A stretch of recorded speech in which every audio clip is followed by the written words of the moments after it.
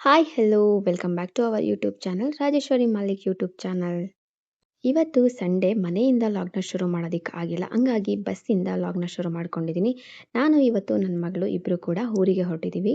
ಯಾಕಂದರೆ ಊರಲ್ಲಿ ಹಬ್ಬ ಇರೋದ್ರಿಂದ ಊರಹಬ್ಬ ಮಾಡ್ತಿದ್ದಾರೆ ಅಮ್ಮನ ಮನೆಯಲ್ಲಿ, ಹಾಗಾಗಿ ಹೊರಟಿದ್ದೀವಿ. ಬೆಳಿಗ್ಗೆಯಿಂದ ಸುಮಾರಷ್ಟು ಕೆಲಸಗಳು ಇದ್ದಿದ್ದರಿಂದ ಮನೆಯಲ್ಲಿ ಲಾಗ್ನ ಶುರು ಮಾಡ್ಕೊಳ್ಳೋದಕ್ಕೆ ಆಗಿಲ್ಲ. ಸೊ ಕೆಲಸಗಳೆಲ್ಲ ಮುಗಿಸಿ ಆಮೇಲೆ ಮನೆಯಿಂದ ಹೊರಟು ಬಸ್ಸಿಂದ ಲಾಗ್ನ ಶುರು ಮಾಡ್ಕೊಂಡಿದ್ದೀನಿ. ಆಲ್ಮೋಸ್ಟ್ ನಾವು ಹೊರಡುವಷ್ಟರಲ್ಲಿ 3 o'clock ಆಗಿತ್ತು. ಒಟ್ಟೊಟ್ಟಿಗೆ ಬಿಸಿಲು ಮತ್ತು ಸೆಕೆ ಎರಡೂ ಕೂಡ ಒಟ್ಟೊಟ್ಟಿಗೆ ಆಗ್ತಾ ಇದರಿಂದ ಎಷ್ಟು ಬೇಗ ಮನೆ ರೀಚ್ ಆಗ್ತೀವೋ ಅನ್ನೋ ಥರ ಫೀಲ್ ಆಗಿತ್ತು. ಹಾರೋಹಳ್ಳಿಗೆ ರೀಚ್ ಆಗ್ತಾ ಇದ್ದಂಗೆ ನನ್ನ ಮಗಳಿಗೆ ಬಸ್ ಹತ್ತಿದ ತಕ್ಷಣ ಚೆನ್ನಾಗಿ ನಿದ್ದೆ ಬಂದುಬಿಡುತ್ತೆ. ಹಾಗಾಗಿ ಅವಳು ಆರಾಮಾಗಿ ಮಲ್ಕೊಂಡ್ಳು. ತೊಡೆ ಮೇಲೆ ಮಲಗಿಸ್ಕೊಂಡು ಕೂತ್ಕೊಂಡಿದ್ದೆ. ಹಾರೋಹಳ್ಳಿ ನೀನೇ ನಿಯರೆಸ್ಟ್ ರೀಚ್ ಆಗ್ತಿದೆಯಾ ಅನ್ನೋವಾಗ ಚೆಕಿಂಗ್ ಕೂಡ ಹತ್ಕೊಂಡ್ರು. ಬಿಕಾಸ್ ಸ್ಯಾಟರ್ಡೆ ಸಂಡೇ ಜಾಸ್ತಿ ಜನ ಓಡಾಡೋದ್ರಿಂದ ಟಿಕೆಟ್ನ ಇಶ್ಯೂ ಮಾಡದೆ ಓಡಾಡ್ತಾರಲ್ವ, ಹಾಗಾಗಿ ಚೆಕಿಂಗ್ ಕೂಡ ಹತ್ಕೊಂಡಿದ್ರು. ಚೆಕ್ ಮಾಡಿ ಹೋದರು. ಅದಾದಮೇಲೆ ನಾವು ನೆಕ್ಸ್ಟ್ ಬಂದು ಇಳ್ಕೊಂಡಿದ್ದು ಹಲ್ಗೋನಲ್ಲಿ. ನನ್ನ ಮಗಳು ತಿಂಡಿ ಕೂಡ ಕೇಳಿದ್ಲು. ಅವಳಿಗೆ ತಿಂಡಿ ಕೊಡಿಸ್ಕೊಂಡು ಅಲ್ಲಿಂದ ನಾವು ಹೊರಟಿದ್ದು ಬಟ್ಟೆ ಅಂಗಡಿಗೆ. ಯಾಕಂದರೆ ಅವ್ರ ಮಾಮ ಬಟ್ಟೆ ಕೊಡಿಸ್ತೀನಿ ಹಬ್ಬಕ್ಕೆ, ಊರಹಬ್ಬ ಅಲ್ವಾ, ಹಾಗಾಗಿ ಅವ್ರ ಸೊಸೆಗೆ ಬಟ್ಟೆ ಕೊಡಿಸ್ತೀನಿ ಅಂತ ಹೇಳಿದ್ರು. ಸರಿ ಅಂತ ಬಟ್ಟೆ ಅಂಗಡಿಗೆ ಹೋಗಿ ಅವ್ರ ಮಾಮ ಕೂಡ ಒಂದು ಜೊತೆ ಬಟ್ಟೆ ಕೊಡಿಸಿದ್ರು. ನನಗೆ ಇಷ್ಟ ಆಯಿತು ಅಂತ ಇನ್ನೊಂದು ಜೊತೆ ಬಟ್ಟೆ ಕೂಡ ನಾನು ತೊಗೊಂಡೆ ಪಾಪುಗೆ. ಸರಿ ಅಂತ ಅಲ್ಲಿಂದ ನಾವು ಹೊರಟಿದ್ದು ಮನೆಗೆ. ಸ್ವಲ್ಪ ಕೆಲವೊಂದಷ್ಟು ಐಟಮ್ಸ್ಗಳನ್ನ ಹೇಳಿದರು. ಪೂಜೆಗೆ ಏನೇನು ಬೇಕೋ ಅದನ್ನೆಲ್ಲ ಹೇಳಿದರು. ಮನೆಯಲ್ಲಿ ಅಣ್ಣನಿಗೆ ಹತ್ರ ಹೇಳಿ ಕಳಿಸಿದ್ರು. ಹಂಗಾಗಿ ಏನೇನು ಬೇಕು ಎಲ್ಲ ಕೂಡ ತಗೊಳ್ತಾ ಇದ್ದೆ. ಇವತ್ತು ಅಲ್ಗುನಲ್ಲಿ ಸಂಡೇ ಪ್ರತಿ ವಾರ ಕೂಡ ಸಂತೆ ನಡೆಯೋದ್ರಿಂದ ಅಲ್ಲಿ ಸ್ವಲ್ಪ ಕ್ರೌಡ್ ಇತ್ತು. ಹಂಗಾಗಿ ನಾನು ಒಳಗಡೆ ಏನೂ ಹೋಗಿರಲಿಲ್ಲ, ಅಲ್ಲೇ ನಿಂತ್ಕೊಂಡಿದ್ದೆ. ಅಣ್ಣನೇ ಹೋಗಿ ಎಲ್ಲ ಕೂಡ ತೊಗೊಂಡು ಬಂದರು. ಸ್ವಲ್ಪ ಹೊತ್ತು ನೋಡೋಣ ಅಂತ ಅಂದ್ಕೊಂಡು ಕೂತ್ಕೊಂಡಿದ್ವಿ. ಮನೆಗೆ ಏನೇನು ಐಟಮ್ಸ್ಗಳನ್ನ ಹೇಳಿದ್ರು ಎಲ್ಲ ಕೂಡ ತೊಗೊಂಡು ನಾವು ಹೊರಟಿದ್ದು ಮನೆ ಕಡೆಗೆ. ಮನೆಗೆ ಬಂದಿದ್ದೆಲ್ಲ ಆಮೇಲೆ ನಾನು ಯಾವುದೇ ರೀತಿ ಲಾಗ್ನ ಕಂಟಿನ್ಯೂ ಮಾಡಿಲ್ಲ. ಯಾಕಂದರೆ ಕೆಲಸಗಳು ಸ್ವಲ್ಪ ಇತ್ತು. ಪೂಜೆಗೆ ಏನೇನು ಬೇಕು ಎಲ್ಲ ಕೂಡ ರೆಡಿ ಮಾಡ್ಕೋಬೇಕಿತ್ತು. ಹಾಗಾಗಿ ನಾನು ಅತ್ತಿಗೆ ಇಬ್ಬರು ಕೂಡ ಪೂಜೆಗೆ ರೆಡಿ ಮಾಡಿಕೊಂಡು ದೇವ್ರ ಸಾಮಾನೆಲ್ಲ ತೊಳೆದು ಪೂಜೆ ಕೂಡ ಮುಗಿಸ್ಕೊಂಡ್ವಿ. ಪೂಜೆ ಎಲ್ಲ ಮುಗಿಸ್ಕೊಂಡಿದ್ದೆಲ್ಲ ಆದಮೇಲೆ ಮನೆಯಲ್ಲಿ ಸ್ವಲ್ಪ ಅಡುಗೆ ಕೆಲಸ ಕೂಡ ಇತ್ತು ಅಲ್ವಾ, ಹಾಗಾಗಿ ಅದನ್ನೆಲ್ಲ ಕೆಲಸ ಕೂಡ ಮುಗಿಸ್ಕೊಳ್ಳೋಣ ಅಂತ ಅಂದ್ಕೊಂಡು ಅಡುಗೆ ಕೆಲಸ ಕೂಡ ಒಂದೊಂದೇ ಶುರು ಹಚ್ಕೊಂಡು ಒಂದೊಂದೇ ಅಡುಗೆ ಕೆಲಸಗಳನ್ನ ಕೂಡ ಮುಗಿಸ್ಕೊಂಡ್ವಿ. ಅಷ್ಟರಲ್ಲಿ ದೇವರನ್ನು ಕೂಡ ಕರ್ಕೊಂಬರ್ತಾಯಿದ್ರು. ದೇವ್ರನ್ನ ಕರ್ಕೊಂಡು ಬಂದು ದೇವ್ರ ಮನೆ ಒಳಗಡೆ ಬಿಟ್ಟಿದ್ದೆಲ್ಲ ಆದಮೇಲೆ ಭಜನೆ ತರೋದಕ್ಕೆ ಅಂತ ಹೋಗ್ತಾರೆ. ಹಾಗಾಗಿ ಹೋಗೋಣ ನಾವು ಕೂಡ ನೋಡ್ಕೊಂಡು ಬರೋಣ ಅಂತ ಅಂದ್ಕೊಂಡು ಮನೆ ಮುಂದೆ ನೀರೆಲ್ಲ ಹಾಕಿ ರಂಗೋಲಿ ಕೂಡ ಬಿಡ್ತಾ ಇದ್ವಿ. ಆದರೆ ಹೋಗೋಷ್ಟರಲ್ಲಿ ತುಂಬಾ ಲೇಟ್ ಆಗಿತ್ತು. ಹಾಗಾಗಿ ನಾವು ಅಲ್ಲಿಗೆ ಹೋಗೋದಕ್ಕಾಗಲಿಲ್ಲ. ಸರಿ ಅಂತ ಅಂದ್ಕೊಂಡು ರಂಗೋಲಿ ಬಿಟ್ಬಿಡೋಣ ಫಸ್ಟು, ಆಮೇಲೆ ಮಿಕ್ಕಿದ ಕೆಲಸ ನೋಡ್ಕೊಳ್ಳೋಣ ಅಂತ ಅಂದ್ಕೊಂಡು ರಂಗೋಲಿ ಕೂಡ ಅದಕ್ಕೆ ಬಿಡ್ತಿದ್ರು. ಈ ಸರಿ ಸ್ವಲ್ಪ ಸ್ಪೆಷಲ್. ಯಾಕಂದರೆ ಮೊದಲನೇ ಸರಿ ಮದುವೆ ಆದಮೇಲೆ ಅವ್ರಿಗೆ ಊರಹಬ್ಬ ಮೊದಲನೇ ಸರಿ ಬರ್ತಿರೋದ್ರಿಂದ ಅವ್ರಿಗೆ ಇದೊಂಥರ ಸ್ಪೆಷಲ್ ಅಂತಲೇ ಹೇಳ್ಬೋದು. ಸೊ ಹಂಗಾಗಿ ಅವರೇ ರಂಗೋಲಿ ಬಿಡ್ತೀನಿ ಅಂತ ಹೇಳಿದ್ರು. ಸರಿ ಅಂತ ಅವ್ರ ಕೈಲೇ ರಂಗೋಲಿನ ಕೂಡ ಬಿಡಿಸಿ ನೋಡಿಕೊಂಡು ನಿಂತ್ಕೊಂಡಿದ್ದೆ. ಸೊ ಚೆನ್ನಾಗಿ ಕೂಡ ರಂಗೋಲಿನ ಹಾಕಿದ್ರು. ಅವರಿಗೆ ಸ್ವಲ್ಪ ವೀಡಿಯೋಗೆ ಬರೋದಕ್ಕೆಲ್ಲ ಸ್ವಲ್ಪ ಮುಜುಗರ, ಹಂಗಾಗಿ ಬರೀ ರಂಗೋಲಿ ಮಾತ್ರ ಕವರ್ ಮಾಡಿ ಅಂತ ಹೇಳ್ತಿದ್ರು. ಸರಿ ಅಂತ ಅಂದ್ಕೊಂಡು ನಾನು ಕೂಡ ಬರೀ ರಂಗೋಲಿನ ಕವರ್ ಮಾಡಿಕೊಂಡು ವೀಡಿಯೋನ ಮಾಡ್ಕೋತಿದ್ದೆ.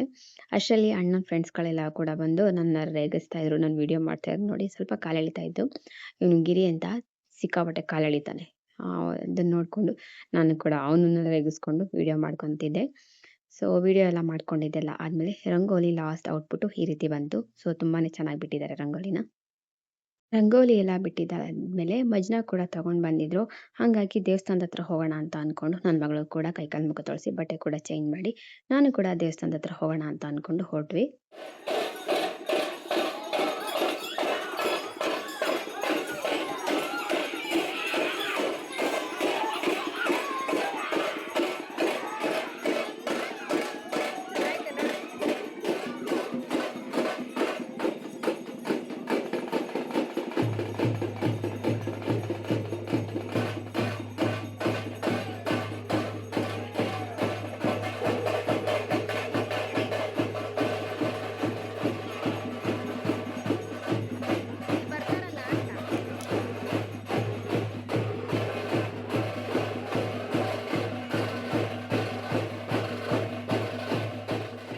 ಊರ ಹಬ್ಬದಲ್ಲಿ ಪ್ರತಿ ವರ್ಷ ಕೂಡ 3 ದೇವ್ರನ್ನ ಕರೆಸಿ ಮಾಡ್ತಾ ಇದ್ದಿದ್ದು. ಒಂದು ಹೆಬ್ಬೆಟ್ಟದ ಬಸವೇಶ್ವರ, ಇನ್ನೊಂದು ಗೆಜ್ಗಲ್ ಬೀರೇಶ್ವರ, ದೊಡ್ಡಹಾಲಳ್ಳಿನಲ್ಲಿ ಇರುವಂಥದ್ದು, ಇನ್ನೊಂದು ಭೀಮೇಶ್ವರಿ. 3 ದೇವ್ರಗಳನ್ನ ಕರೆಸಿ ಮಾಡ್ತಾಯಿದ್ರು. ಎಕ್ಸ್ಟ್ರಾ ಜೊತೆಗೆ ದೊಡ್ಡಯ್ಯನ ದೇವಸ್ಥಾನದಿಂದ ಈರ್ಕೆ ಕುಣಿತದವ್ರನ್ನ ಕೂಡ ಕರೆಸ್ಕೊಳ್ತಾ ಇದ್ರು. ಸೊ ಈ ಸಾರಿ ಏನಪ್ಪ ಅಂತಂದರೆ ಬರೀ 2 ದೇವ್ರನ್ನ ಕರೆಸಿದ್ದು. ಒಂದು ಭೀಮೇಶ್ವರಿ, ಇನ್ನೊಂದು ಹೆಬ್ಬೆಟ್ಟದ ಬಸವೇಶ್ವರ. ಹಂಗಾಗಿ ದೇವ್ರಿಗೂ ಕೂಡ ಅಸಮಾಧಾನ ಆಗಿ ನನ್ನನ್ನು ಬೇಕಾಬಿಟ್ಟಿ ಮಾಡ್ತಾ ಇದ್ದೀರಾ, ನೀವು ಹಿಂದೆ ಎಲ್ಲ ಹೆಂಗೆ ಮಾಡ್ತಾ ಇದ್ರಿ ಅಂತ ಕೂಡ ಹೇಳ್ತಾ ಇತ್ತು. ಸೊ ಅದನ್ನು ಕೇಳ್ತಾ ಇದ್ರು ಊರು ಜನ.